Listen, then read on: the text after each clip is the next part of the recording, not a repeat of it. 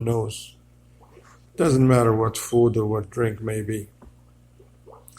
لقوله تعالى وكلوا واشربوا حتى يتبين لكم الخيط الأبيض من الخيط الأسود من الفجر ثم أتموا الصيام إلى الليل. فدل ذلك على أنه لا يجوز الأكل والشرب في النهار, because Allah subhanahu wa ta'ala says eat and drink until the white thread, meaning the light of the Fajr, become distinct and clear to you from the black thread, meaning the darkness of the night, meaning at Fajr time, and complete your fasting until night. So it is permissible for the fasting person to eat and drink between Maghrib until Fajr, but between Fajr and Maghrib until Maghrib, then it is not permissible.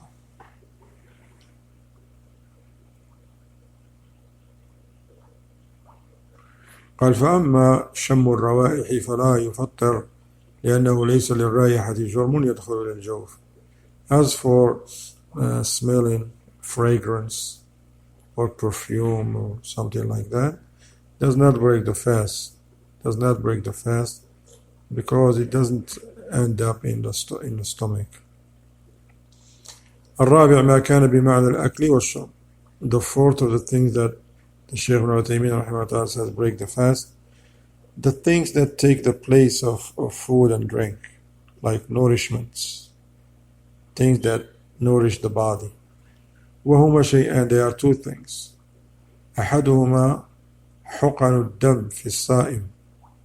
حقن الدم في الصائم مثل أن يصاب بنزيف يحقن به دم فيفطر بذلك لأن الدم هو غاية الغذاء بالطعام والشراب وقد حصل ذلك بحقن الدم فيه. Like a person receiving blood infusion. Okay? He says that breaks the fast. Let's say someone, he says, have hemorrhage and lost a lot of blood, and then the doctor says we're going to put some blood. And if that happens, they'll break the fast because it gives strength and nourish the body.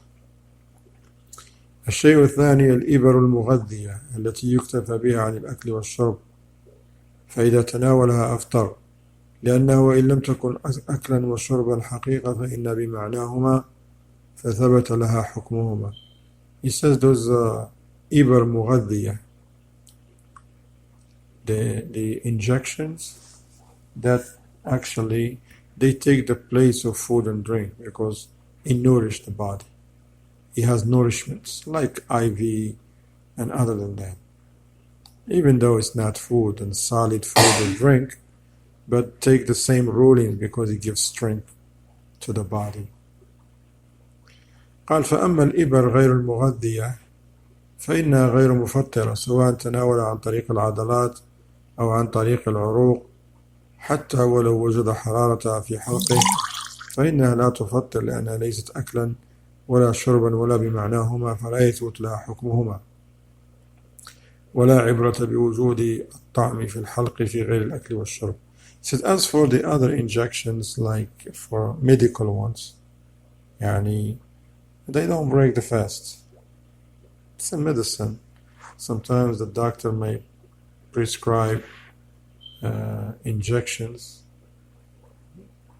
but they just have medicine. They don't have. It's not like the IV or something that nourish the body. And it's just medicine. It doesn't matter. It's like the one that somebody has a toothache, for example, and went to the hospital, to the dentist to extract a tooth or whatever. They have to inject the Novocaine. So that does not break the fast. Does not break the fast. The Shaykh said whether they are done through the muscles or through the veins, do not break the fast. Even if a person may taste or find something within his throat or something, but does not break the fast.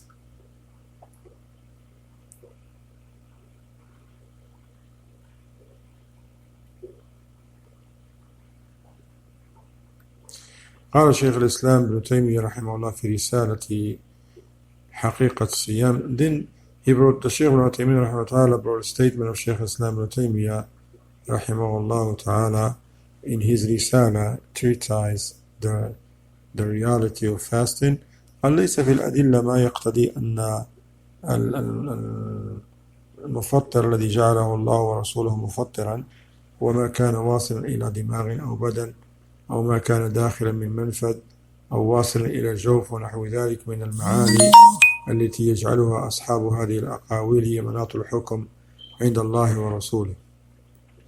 He says there is nothing in the proofs, sound proofs, that support the fact that the muftar, the things that nullify the fast, from what Allah legislate and His Messenger ﷺ to break the fast, they say that which penetrate into your brain or to your body, whether from a space, like the nose and ears and the like, or goes straight to your stomach, and unlike of this from the things that those people who they say that these things break the fast, they use these things to say that these things break the fast.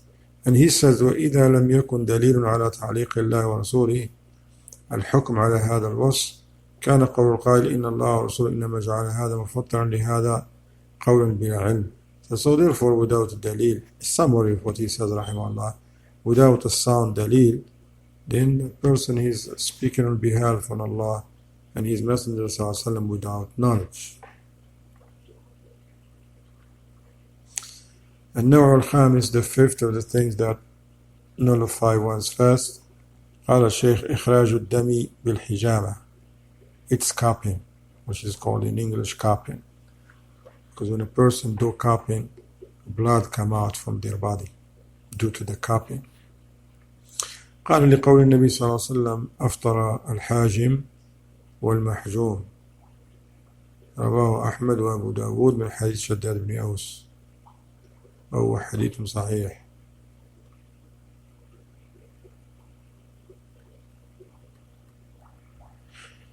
He says because of the statement of the Prophet ﷺ, he says both the one who performed cupping and the one that cupping was performed for him, if they do it in a day of Ramadan, they break their fast.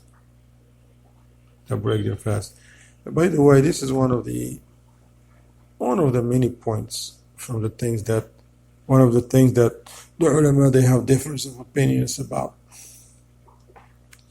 Some of the ulama, they says hijama, cupping, break the fast. Others, they say it does not break the fast. قال البخاري ليس في الباب يصح منه. Imam Bukhari said there is nothing in this matter, a hadith that is more sound than this one.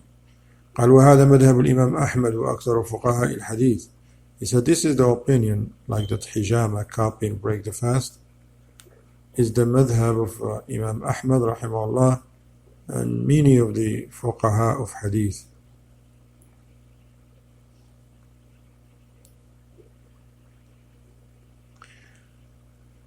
قال وعلى هذا فلا يجوز للصائم صوما واجبا أن يتبرع بإخراج دمه إلا أن يوجد مضطرا له لا تندفع ضرورته إلا به ولا ضرر على الصائم بسحب الدم منه فيجوز للضرورة ويفطر ذلك اليوم ويقضي.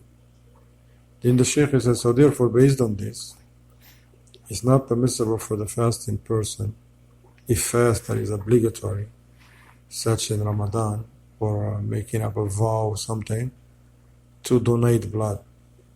It's not permissible to donate blood while fasting, unless if there is an extreme necessity for that cannot wait until Maghrib. Nobody is there to give the blood. The person who needs the blood cannot wait long time. Then it does say that, and there will be no harm on the person to give blood at that time, if there is necessity. But they, because of for necessity, and he has nullified his fast, and he has to make up that day. Remember that he will make up that day. قال وأما خروج الدم بالرعاف أو السعال أو الباسور أو البواسر يعني أو قلع السن أو شق الجرح أو غرز الإبرة ونحوها فلا يفطر لأنه ليس بحجامة ولا بمعناها إذ لا يؤثر في البدن كتأثير الحجامة. The Sheikh says, as for the blood that come out from the body like nose bleeding, for example, ru'af, or someone coughing and some blood come out, or like those who have bawasir, hemorrhoids, or someone has extracted a tooth and then blood coming out, or some person have an injury and has a cut, or the like. This does not break the fast. The ulama, they mention as long as they don't swallow that blood.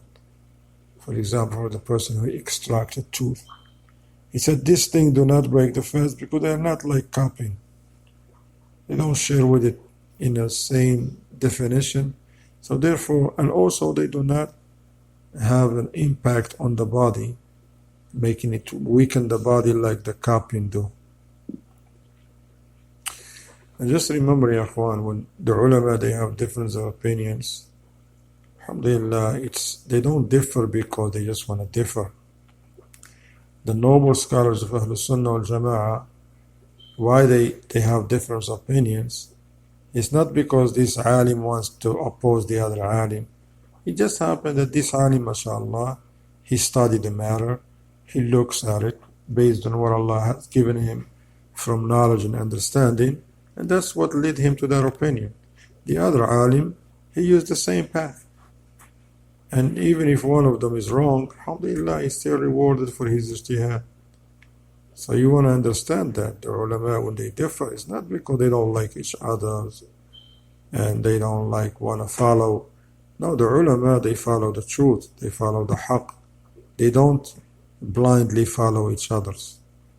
The ulama, they don't say, okay, what the other alim says?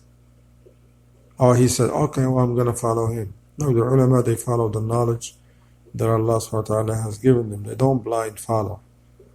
Okay? And as for us, those who have knowledge and they have some basics, you study the matter and ask Allah to open your eyes and heart and mind for what is to be the sound proof.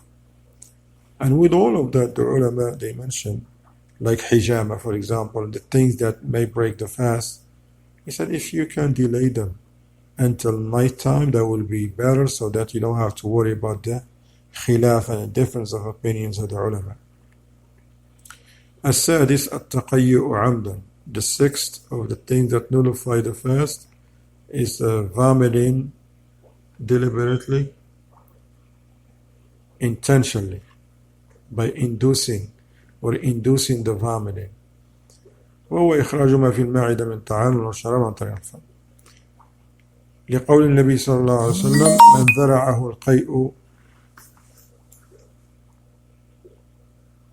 ذرعه القيء فليس عليه قضاء ومن استقاء عمدا فليقضي.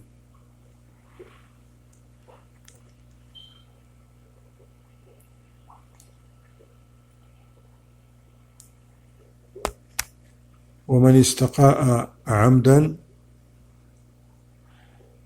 فليقضي. رواه الخمسة للنسائي وصححه الحاكم. For this hadith of the Prophet ﷺ, he says, whoever the vomiting overpower him, meaning he didn't do it on purpose, he didn't induce the vomiting, he doesn't have to make up that day. Someone who just vomited, he came out of his mouth, he didn't put his finger in there or an object or try to vomit, this person's fast, alhamdulillah, is sound. ويفطر إذا تعمد القيء إما بالفعل كعصر بطنه أو غمز حلقه أو بالشم مثل أن يشم شيئا ليقيء به أو بالنظر كأن يعتمد النظر إلى شيء القيء